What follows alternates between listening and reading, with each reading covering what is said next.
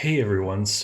I was having a conversation with a friend, and I thought it would be helpful to create a little bit of a tutorial video for some of you that may be uncomfortable with applying water transfers. It really isn't that difficult, but there's definitely some shortcuts that you can take when doing this process. So the first thing I definitely recommend that you do, if you, of course, take your water transfer sheet, try and cut out the number of transfers that you'll be using. Personally, I like doing these things in steps. So consider this step one. Cut out the quantity that you'll need for the models that you're working on. Tonight, I'm actually working on a project for Imperial Guards, so I'm putting on transfers on a bunch of tanks, and I've actually already cut many of those transfers here. So I have 5 tanks that are coming up. Currently, I'm working on a Lehman Russ right now, and I've actually applied a few transfers already, but I have one left. And this is where I thought it would be helpful to kind of bring you guys in. So you'll notice that right here, let me see if I can pick this up. I've done my best to try and cut as closely as I can around this water transfer. This will definitely help you when applying it. It is a bit of a tedious process, especially when dealing with a circle. Circles are the worst. But my recommendation is grab yourself a cutting board like the one you see below, and basically just cut a square, cut that circle transfer into a square, and then just keep cutting the corners. That's really don't. And the other thing I recommend, don't try and actually cut. I'm just gonna chop. Like I'm just putting my blade down on the area that I want, and I'm just pressing in, and that will cut the corner. This will help a lot. I mean, usually at this stage, you're dealing with limited material, to hold on to. So just kind of chopping around, and this applies to literally any shape. Of course, circles, I would say, are the hardest. Um, Maybe not, actually. Maybe there are others, but right now I'm just dealing with these circle lightning bolts. So I've cut one out already here, and the next thing I'm going to do, I have this tray here. I don't really want to move it. It's actually kind of a saucer for a cappuccino cup, I think.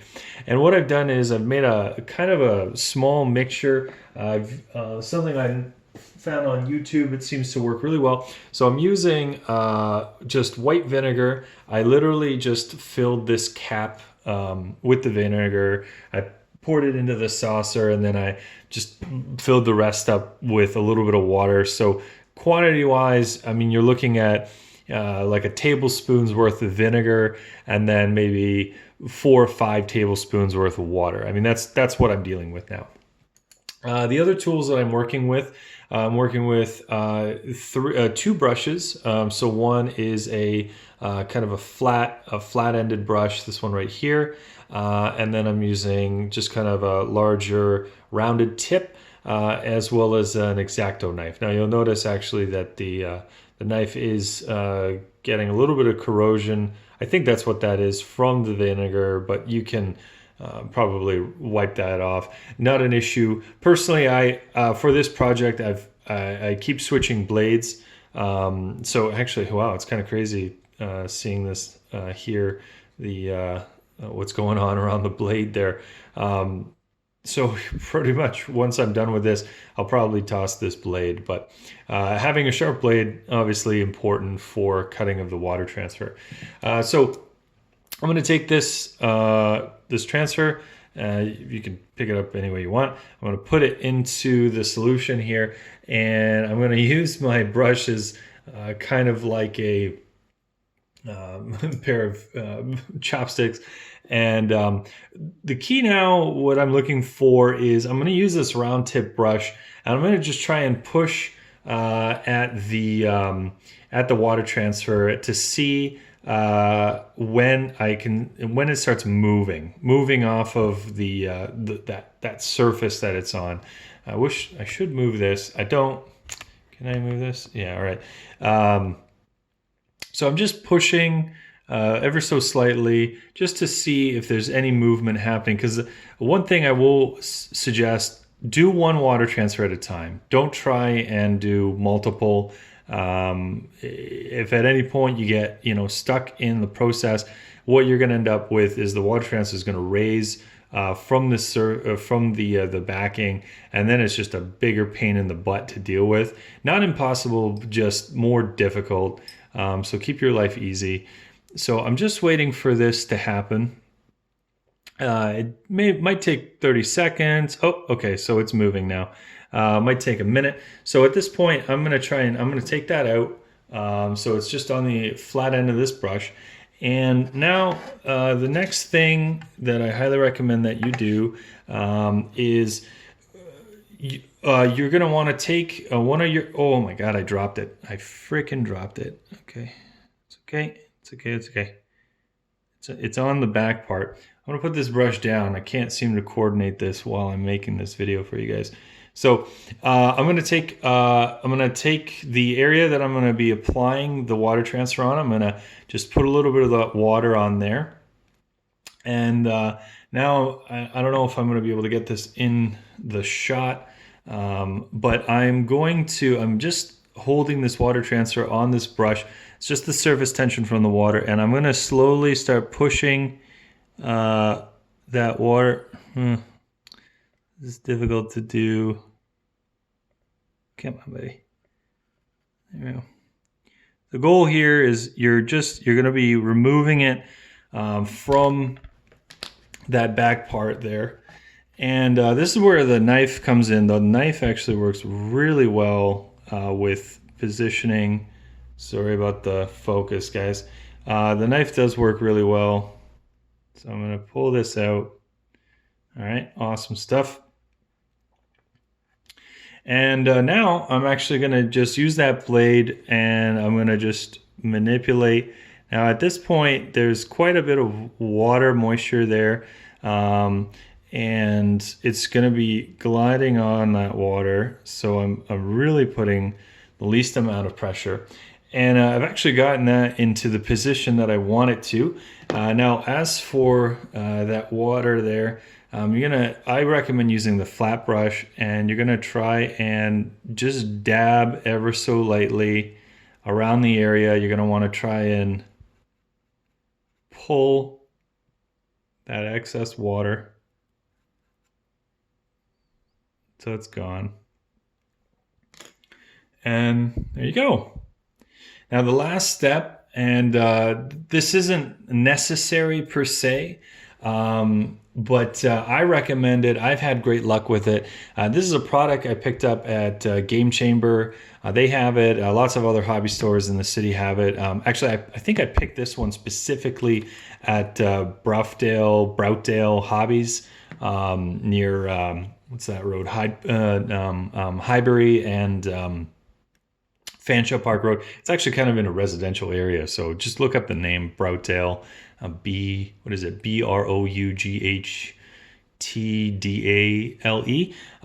They're a great hobby supply store. They mostly focus on like hobby trains, but they have a lot of stuff that relates to Warhammer too. So this product here, it's going to work somewhat like a varnish. The application is that of a varnish. It doesn't work like a varnish at all. It's an alcohol-based product, and the intention of this is that it will, once applied onto the surface and once it's dried, it will take away that kind of shine that you typically see with water transfers. So here's an example of what I mean. You can clearly see that kind of sticker-esque property of the water transfer. I think sometimes people are reluctant to do water transfers because that does happen. Now, just for your reference, let me bring a model in which that has actually already been dried. And this guy right here, this guardsman, if I can maybe, oh geez, how can I do this? Reposition that light. It's difficult for me to kind of illustrate my point here. The point is that it really reduces that sticker feel that you get from water transfers. There's still definitely maybe a little bit of shine to it, but not the same. In fact, you're never going to be looking at your models under a powerful light like the one I'm using right now. So if I want to bring this light away, and we just take a look at it like this, just under my headlamp, or sorry, my room light, I feel, in my opinion, I mean, this looks pretty good. Definitely takes away from that sticker feel that you typically see with water transfers. So I think that's everything. I guess I should mention really what I'm going to be doing. I'm going to go back to my flat tip brush. I'm going to wipe off a little bit of that water, and I'm just going to put some of this solution on there, and I'm going to go, oh, I should move this light back. I'm going to go over, no, I want you to focus. There we go. I'm going to go over, and I'm going very lightly. And this should not affect the paint job, but I like being consistent and just covering my bases. So I typically, if it's a smaller surface like the one you see, there we go. Actually, you can see the entire application there. Then I'll just cover the whole thing. Obviously, if you were painting something that had a large flat surface, like an Eldari ship, obviously don't coat the entire ship with this product.